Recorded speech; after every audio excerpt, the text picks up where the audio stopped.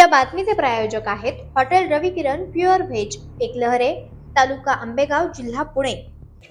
ग्रामोन्नती मंडळ कृषी विकास केंद्र नारायणगाव, ग्लोबल कृषी महोत्सव 2026, कृषी प्रदर्शन, पीक प्रात्यक्षिके आणि पीक परिसंवाद 8 जानेवारी ते 11 जानेवारी 2026 चे उद्घाटन मोठ्या दिमाखात आणि अनेक शेतकरी बांधवांच्या उपस्थितीमध्ये संपन्न झाले।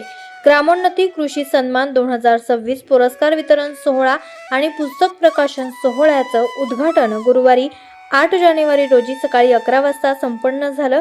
या उद्घाटन सोहळ्यासाठी कृषी मंत्री दत्तात्रय भरणे उपस्थित राहू शकले नाही।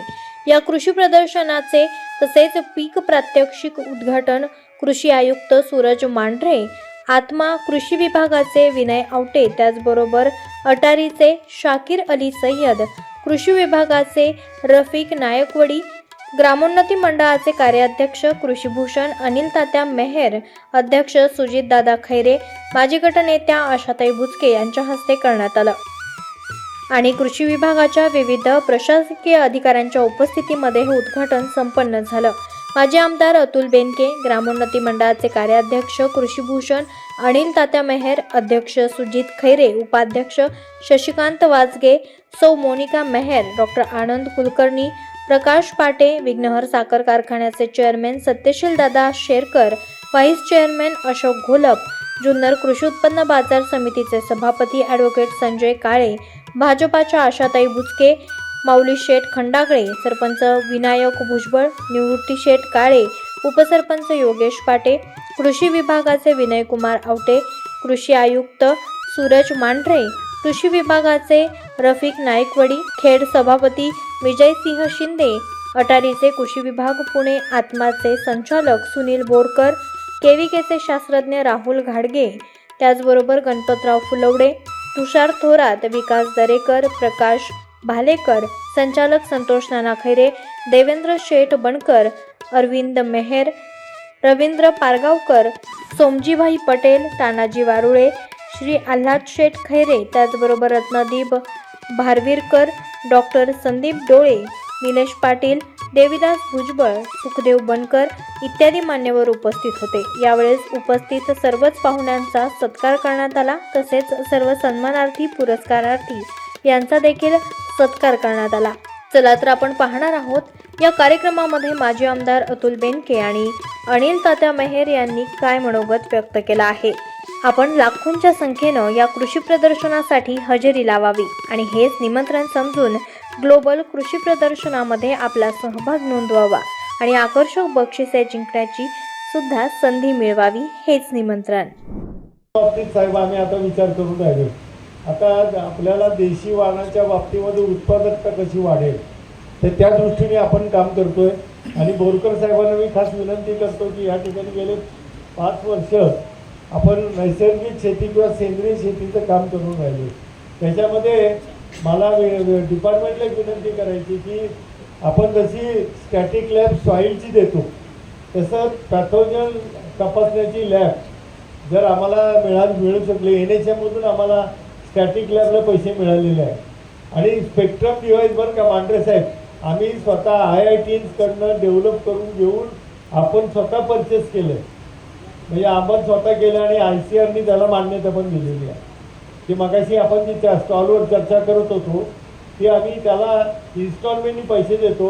त्याच्यामध्ये आम्ही टाईप असा केला आहे की त्याला पर सॅम्पल 50 रुपये देतो आम्ही जेवढे, आणि ते रेकॉर्ड होतं आपोआप, ऑटोमॅटिक ते ऑनलाईन जातं, त्यामुळे त्यालाही कळतं की इथं सॅम्पल किती झालेले आहे। त्यामुळं आम्ही त्याच्याकडनं ते दर महिन्याला आम्ही त्यांना पैसे पाठवत असतो, त्यांनाही त्याच्यातनं पैसे मिळतात। आणि आम्ही त्याच्यामध्ये स्पेक्ट्रममध्ये आणखीन आता मायक्रोन्यूट्रिएंट्स आणि हे त्याचा अंतर्भाव करायला त्यांना सांगितलं। म्हणजे आम्ही ह्या गोष्टीची गेले वर्षभर आम्ही स्पेक्ट्रम डिव्हाइसची ट्रायल घेतली आणि आपण ट्रॅडिशनल पद्धतीने ज्या नेहमीच्या पद्धतीने केमिकल ॲनालिसिस करतो दोन्हीचं कंपॅरिझन केलं। त्याचंही आपल्याला किती सॅम्पल आम्ही टेस्ट केले, किती काय केलं त्याची पण माहिती केविकेच्या आमच्या मृदू शास्त्र विभागामध्ये आपल्याला पाहायला मिळेल। आम्ही त्याच्याशी आपल्याशी शेअर करू आणि आपण त्याच्यामध्ये आणखीन पुढं कसं जाता येईल, कारण आज आम्ही पाहिलं शेतकरी म्हणतो की मला 4 दिवस थांबायला वेळ नाही, आज आपण त्याच्या व्हॉट्सअपवरती हे सगळं रिपोर्ट ताबडतोब पाठवतो. त्यामुळं त्याला पिकं लावायची घाई असते. निसर्ग बदलत चाललाय, पाऊस पाणी कधी येईल त्याचा भरोसा नाही. या दृष्टिकोनात आम्ही त्या स्पेक्ट्रम डिव्हाइसचा वापर करतोय आणि शेतकऱ्यांना देतोय. आणि आम्हाला जी आता सेंद्रिय शेती करायची आहे त्याच्यामध्ये आपल्याला ऑर्गॅनिक कार्बन जोपर्यंत वाढत नाही साहेब तोपर्यंत शेतकऱ्याला त्या शेतीमध्ये उत्पादन दिसत नाही. तर ऑर्गॅनिक कार्बन वाढण्याकरता म्हणून आपल्या जीवाणू खताचा कसा वापर करता येईल, काय करता येईल ते म्हणून आम्हाला त्याच्याकरता म्हणून जीवाणूची लॅब उभी करायची की त्याची पिरियडिक सॅम्पलिंग आम्ही शेतकऱ्यांच्या शेतात जाऊन करू, ऊसाच्या शेतकऱ्यांकडे जाऊन सुद्धा करू. आणि एक इंटरेस्टिंग एक वर्कशॉप आता कदाचित मांढरे साहेब आपण अटेंड केला असेल. आपल्या महाराष्ट्र राज्याचे गव्हर्नर साहेबांनी वर्कशॉप अरेंज केलं तर पुणे ॲग्रिकल्चर कॉलेजमध्ये. ज्या ठिकाणी या पूर्ण परिस्थितीमध्ये जमिनी वाहून गेल्या त्या ठिकाणचा pH फार लो होता. आपला pH म्हणतो ऑर्गॅनिक कार्बन फार लो होता. ज्या ठिकाणचा ऑर्गॅनिक कार्बन चांगला होता त्या जमिनी वाहून गेल्या नाही. आपल्याला त्याचाही खरा आता विचार करायची पाळी आलेली. म्हणून या दृष्टिकोनातून KVKच्या माध्यमातून आज आपण सगळेजण आलात. खरं म्हणजे हा संबंध आपल्या राज्यातील आणि देशातील संबंध इलाइट लोक या ठिकाणी आहेत. जे लोक शेतकऱ्यांच्या हिताकरता 24 तास काम करतात. इथं उपस्थित असणारे अगदी जुने जाणते शेतकरी मंडळीसुद्धा या ठिकाणी आहेत. शेतीचे प्रश्न कसे बिकट होत चालले अली साहेब. आणि आपल्याला ICR मधून सुद्धा अटारी कडनं सुद्धा आपल्याला याच्यावर फोकस करतो आपण. त्या पद्धतीने आपण करावं. आणि आज या 4 दिवसाच्या महोत्सवामध्ये विविध तज्ज्ञांची सुद्धा या ठिकाणी आपण व्याख्याने ठेवली.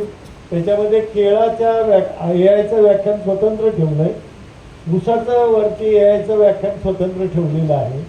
त्याचप्रमाणे सेंद्रिय शेतीच्या संदर्भातलं सुद्धा आपण या ठिकाणी चर्चासत्र ठेवलं आहे.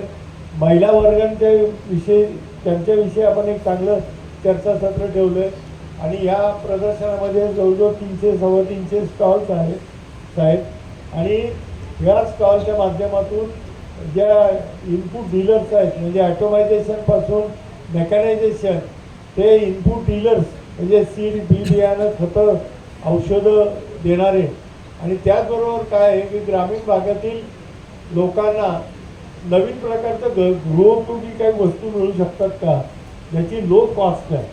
कारण आपलं उत्पादनाच्या हिशोबाने आपल्याला शेवटी गृहोपयोगी वस्तू आपण घेत असतो. तर त्या दृष्टिकोनात आहे.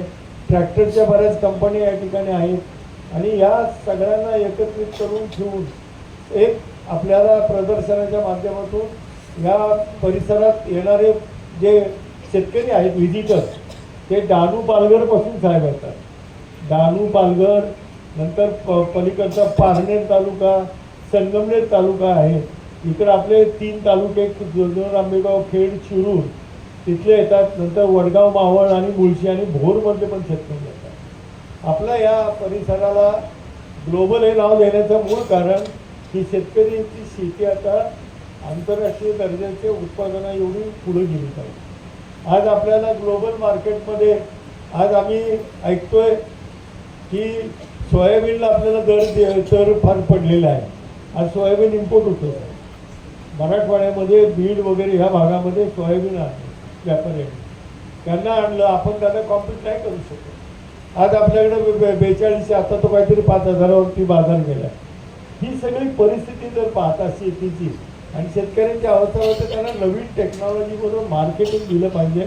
आणि म्हणून आम्ही आता महिला बचत गटांमध्ये QR कोड आहे त्यांना प्लॅटफॉर्म पण उपलब्ध करून दिला. मग अशी त्या महिलेची आपण बोलला प्लॅटफॉर्म पण त्यांना आम्ही दिले. तर त्या प्लॅटफॉर्मच्या माध्यमातून ते विक्री करू शकतील. त्यांना निघणाऱ्या सुपर मार्केट चेनबरोबरती त्यांना टाईप कसं करता येईल या दृष्टिकोनात आपण काम करतोय.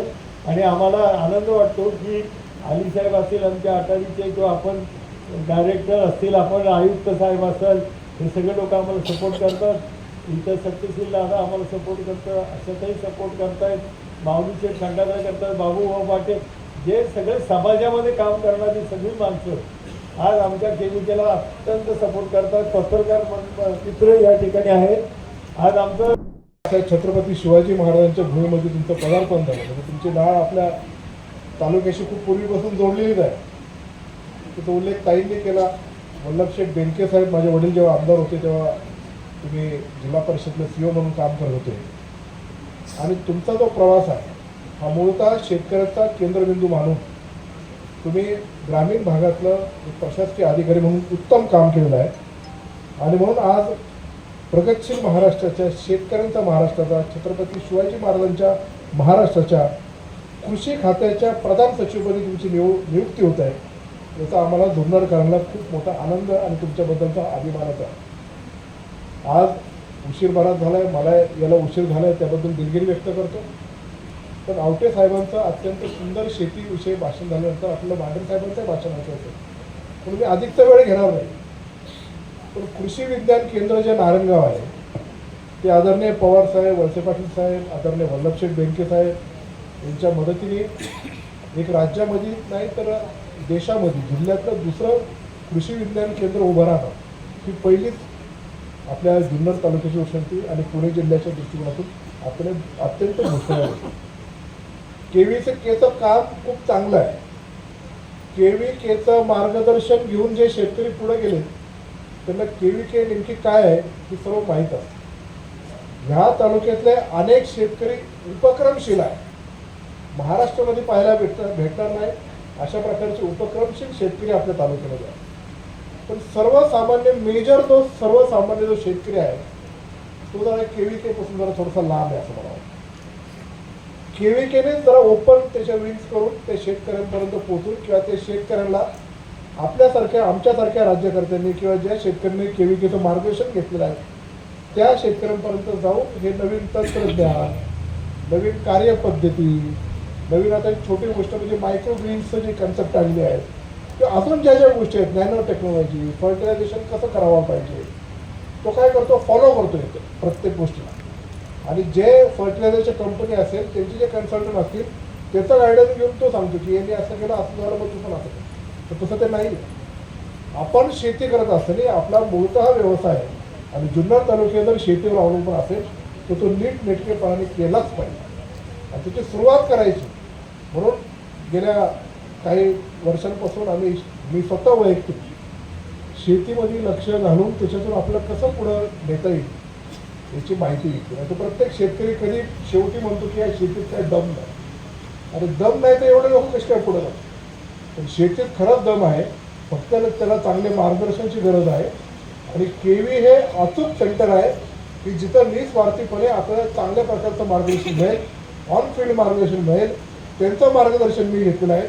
म्हणून आमच्या शेतात मी जे काही केलं, मग वांगी केली, वालवडच्या शेंगा केल्या, फरसबीच्या शेंगा केल्या, भेंडी केली, शेवंतीची फुलं केली, परसबाग आमच्या शेटे मॅडमच्या माध्यमातून आमच्या मिसेसने तिथं लागवड केली, केळी केली. केळीच्या क्लस्टरमध्ये चांगल्या शेतकऱ्यांना भेटलो आणि त्यात प्रामुख्याने मार्गदर्शन आम्हाला जे KVKने केलं, रेसिड्यू फ्री, ऑर्गॅनिक आणि शेतीला मूळ न्यूट्रिशन देण्यासाठी जमिनीपासून, पाण्यापासून त्याचा पोत कसा वाढवायचा तर शेती चांगली भरली, त्याला भावही चांगला मिळाला आणि 2 रुपये तात्या तुमच्यामुळे माझ्या खिशात पडले जातात.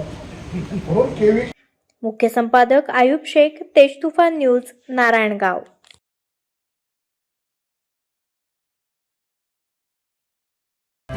आपण पाहत आहात तेज तुफान न्यूज, न्यायिक व निर्भीड बातम्यांचे सर्वांचे आवडते